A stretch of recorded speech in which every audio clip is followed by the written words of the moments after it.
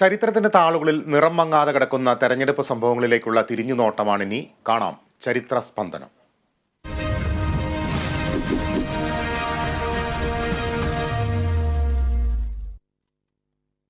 Parliamentary ജനാധിപത്യ വ്യവസ്ഥയ്ക്ക് എതിര് നിൽക്കുന്ന നക്സലൈറ്റ് പ്രസ്ഥാനങ്ങൾ കേരളത്തിൽ അന്യം നിന്നെങ്കിലും മറ്റു ചില സംസ്ഥാനങ്ങളിൽ തെരഞ്ഞെടുപ്പ് അട്ടിമറിക്കാൻ പല ശ്രമങ്ങളും നടത്താറുണ്ട്. കേരളത്തിലെ നക്സലൈറ്റ് പ്രസ്ഥാനത്തിന്റെ പിന്മുറക്കാരാകട്ടെ പാർലമെന്ററി ജനാധിപത്യം അംഗീകരിച്ച് തെരഞ്ഞെടുപ്പുകളിൽ പങ്കാളികളാകുന്നു.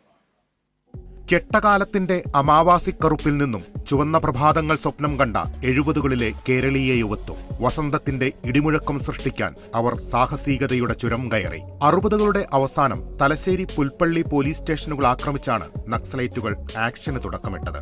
കമ്മ്യൂണിസ്റ്റ് പാർട്ടികളിൽ നിന്ന് നിരവധി വിദ്യാർത്ഥി യുവജന പ്രവർത്തകർ വിപ്ലവ തീച്ചുവപ്പിൽ മുങ്ങി നിവർന്നു. 10 വർഷത്തോളം കേരളത്തിന്റെ രാഷ്ട്രീയ അന്തരീക്ഷത്തിൽ നക്സലൈറ്റ് വാർത്തകൾ ചോര പടർത്തി. തെരഞ്ഞെടുപ്പുകൾ പക്ഷേ നക്സൽ പ്രസ്ഥാനങ്ങൾക്ക് അലർജിയായിരുന്നു. മുഖ്യമന്ത്രിയായിരുന്ന കെ കരുണാകരൻ സ്വീകരിച്ച തന്ത്രപരവും ഉറച്ചതുമായ നിലപാടുകൾ കേരളത്തിലെ നക്സലൈറ്റ് പ്രസ്ഥാനത്തിന്റെ വേരറുത്തു. പിന്നീട് രാജ്യത്തിന്റെ പാർലമെന്ററി ജനാധിപത്യം അംഗീകരിച്ച പഴയകാല വിപ്ലവ പ്രസ്ഥാനങ്ങളിൽ പലതും തെരഞ്ഞെടുപ്പുകളിൽ സജീവമായി. കക്ഷി രാഷ്ട്രീയത്തിന്റെ പ്രായോഗികതയും പ്രയോഗവും പയറ്റുകയും ചെയ്യുന്നു. പക്ഷേ വേണ്ടത്ര വിജയം കാണുന്നില്ലെന്ന് മാത്രം.